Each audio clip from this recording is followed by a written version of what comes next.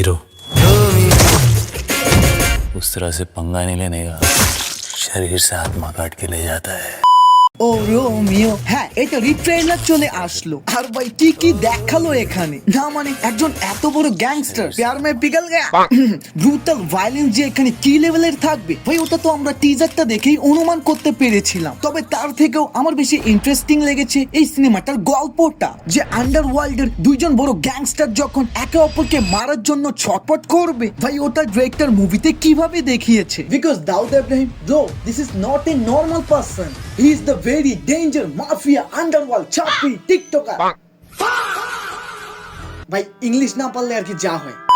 While তৃপ্তি ডিমরি উস্ত্রা শাহিদ কাপুরকে দাউদ ইব্রাহিমকে মারা সুপারি দেয়, उससे मेरा क्या फायदा हुआ, मुझे क्या मिला। তো হিরোইন বলে তুমি যা চাও আমি সব দিতে রাজি। নটি ওরা কে যদিও এরপর আমাদের হিরো তাকে এক এক করে সবকিছু শিখাতে থাকে, যে কিভাবে গুলি চালাতে হয়, মানুষদের সাথে ফাইট করতে হয় এবং প্ল্যানিং বানিয়ে কিভাবে শত্রুদের হারাতে হয়। বাট এর মধ্যেই আমাদের হিরো তৃপ্তি ডিমরির প্রেমে পড়ে যায়। বাট তার এই ভালোবাসা এমন পর্যায়ে চলে যায় যে সে তৃপ্তি ডিমরির শত্রুকে এখন নিজের শত্রু ভাবতে থাকে। তবে চমকিয়ে দেওয়া বিষয় হলো তৃপ্তি ডিমরি আবার তাকে একদমই ভালোবাসতো না। ও আসলে ওই যে টিজারে যে আমরা বিক্রান্ত মাসিকে দেখছিলাম না, উনি হলো তার হাজব্যান্ড, যাকে মূলত দাউদ কোনো একটা কারণে মেরে ফেলেছিল এবং ওটারই প্রতিশোধ নেওয়ার জন্য উস্ত্রার কাছে এসেছিল তৃপ্তি ডিমরি। তবে তারপর তো উস্ত্রা তারই প্রেমে পড়ে যায়। ওই যে কথাই আছে না, পুরুষ মানুষ জীবনে যাই কিছু করুক না কেন, দিন শেষে সে ভালোবাসার কাছেই হেরে যায়। ভাই পুষ্পা ভাও পর্যন্ত তার ওয়াইফের সামনে ঝুঁকে গিয়েছিল, তা আমরা কোন চ্যাটার ভাও। কারণ হিরোইন এখানে একটা ডায়লগে বলেছিল যে এই ভালোবাসায় আমি ডুবে আছি, এবার তুমিও ডুববে।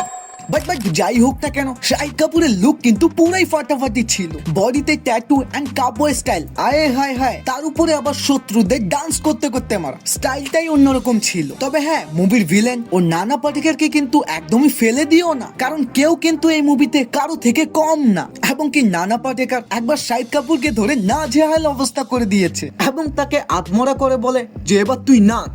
সেই সাথে অ্যাকশন গুলো তো ট্রেলারে দেখে খুবই ভালো লাগতেছে। তবে আসল মুভি আবার বাগি ফোরের মতো ব্রুটালিটির চক্করে মা বোন এক করে না দেয়। সেই সাথে লাস্টে ট্যাডিটাতে আগুন জ্বলিয়ে সিগারেট ধরানোর স্টাইলটা, ভাই ওটা তো চমৎকার ছিলই। কিন্তু পুরো ওই সিনটাতে শাহিদ যেই একটা ডায়লগ দিয়েছো ব্রো, গুজবাম ইমপ্যাক্ট। আর ভাই ওভারঅল যদি একটা রিভিউ দিই, আমার একটা ফাটাফাটি লেগেছে। কিন্তু তারপরও আমার শাহিদ কাপুরকে নিয়ে একটু ভয় লাগতেছে, কারণ এই সেম হাইপটাই কিন্তু দেবার সময়ও হয়েছিল। ট্রেলার টিজার দেখে সবাই পাগল যে এবার তো শাহিদ একটা ধামাকাদার কামব্যাক করবে।